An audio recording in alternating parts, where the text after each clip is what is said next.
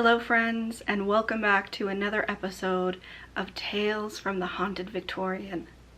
If this is your first time joining us in this series, I'll make sure to leave episode 1 linked down below in the description box.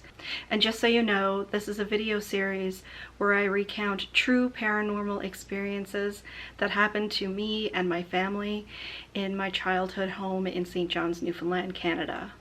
So in episode 1, I told the tale of when my uncle was sleeping on the couch in the living room and encountered a very angry spirit. And in this episode, I wanted to talk specifically about the haunted staircase.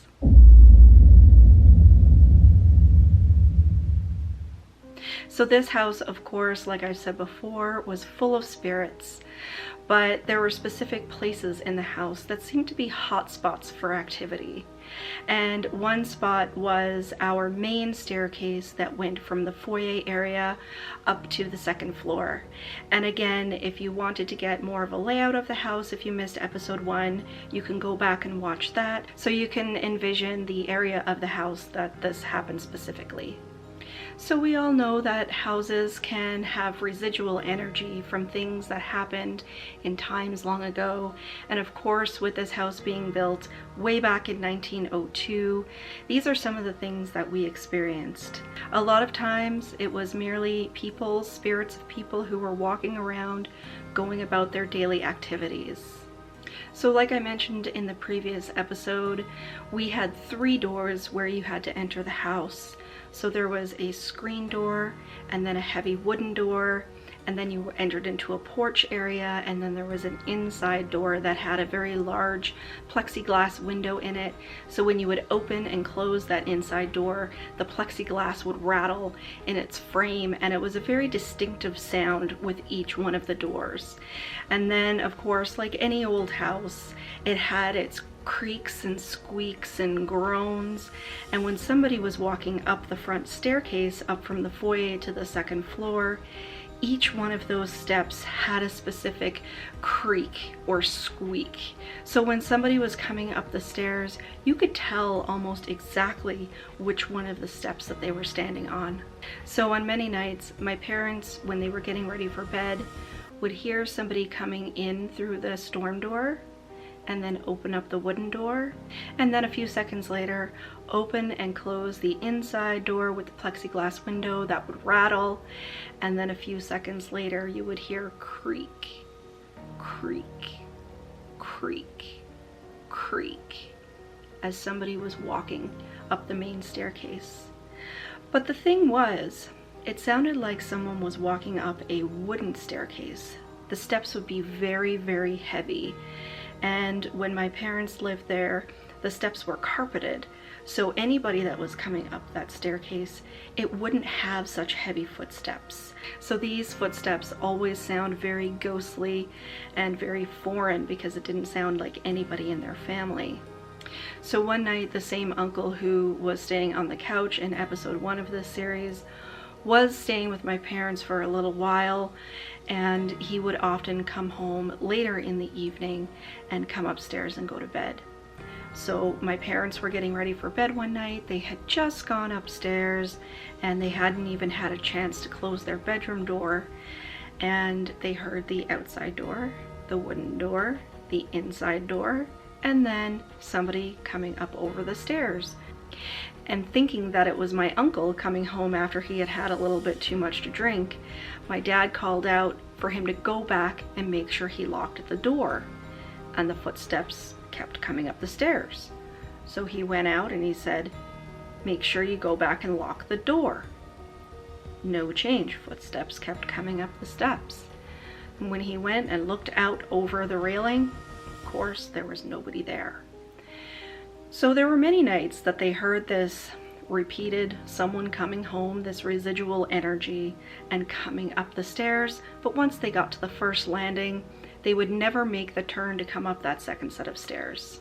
So there was one specific night when the house still belonged to my father's family, and one of his brothers had come home and brought his fiance with him to spend the night.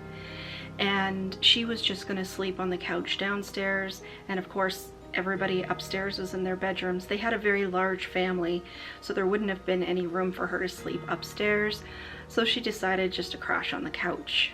So on that specific night, when everything was silent, they heard the front doors open and close, and someone start to come up the staircase. Creak, creak, creak, creak. And you could hear these squeaks all throughout the house. So my uncle thought it was his fiance coming up the stairs to see him, and she thought it was him coming downstairs to see her. But when she sat up and looked towards the staircase, there was a very large black figure of a woman dressed in black from head to toe in Victorian morning clothes, gliding along the staircase. So my uncle's fiance, who of course later became his wife, told him that very night to take her out of the house, and she would never go back again after dark. If it was during the day, she didn't mind being in the house, and of course there was other people around. But after the sun set and the house was dark and drafty and creaky, she would never go back to that house. And that figure of the woman who was dressed from head to toe in all black Victorian morning clothes and a long veil covering her face was seen again when my mom was coming down over the stairs, and she was coming out of the parlor, or what we called the playroom, and she glided out of that room and in front of the stairs and proceeded down the long hallway. My mom was never ever scared of this woman. She was just kind of there. But from what I do know, that parlor area, which was owned before my father's family, was actually their library, and that is where they would put someone out after they died. Meaning that after a family member died, they never went into a funeral home. They were always laid out to be waked in the house, and that is where they would put the bodies, in the library, and the family members would take turns holding a vigil. So was this someone who had experienced a hard death in the family, something that they never quite got over in the spirit world? Of course, some of you have probably heard my story about the well in the backyard and the tragic death that happened, but I am going to retell that story because I want to make sure to fill in the gaps as best as I can so you get a full picture of the story. But we are sure that this woman is someone who never ever got over that death, and she probably to this day is still wandering that house looking for her lost family member. And I often wonder to myself, whoever was coming into the house every single night through all 3 doors and coming up over the staircase is still doing so with whoever its new owners are. But for now, that is the tale of the haunted staircase in my old Victorian home.